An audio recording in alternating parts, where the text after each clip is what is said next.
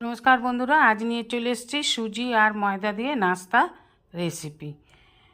নিয়ে নিয়েছি এখানে 1 বাটি ময়দা, ওই বাটিরই 4 ভাগের 1 ভাগ সুজি, একটা পেঁয়াজ কুচি, কাঁচা লঙ্কা কুচি, পরিমাণ মতন লবণ, আর দিয়ে দেবো 2টো ডিম, আর দিয়ে দেবো বড় চামচের 1 চামচ চিনি। সমস্ত উপকরণগুলোকে খুব ভালোভাবে মিশিয়ে নিয়ে অল্প অল্প দুধ দিয়ে একটা ব্যাটার বানিয়ে নেব। এই দুধটা আমি আগে থেকে জাল দিয়ে ঠান্ডা করে নিয়েছি।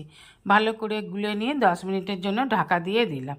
এবার একটা ফ্রাইং প্যানে ভালো করে একটু তেল ব্রাশ করে নেব। এবার দিয়ে দেব 2 হাতা মিশ্রণটা।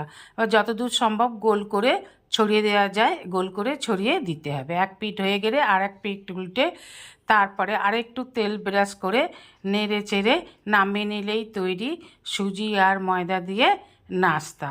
গরম গরম পরিবেশন করুন টমেটো সস দিয়ে।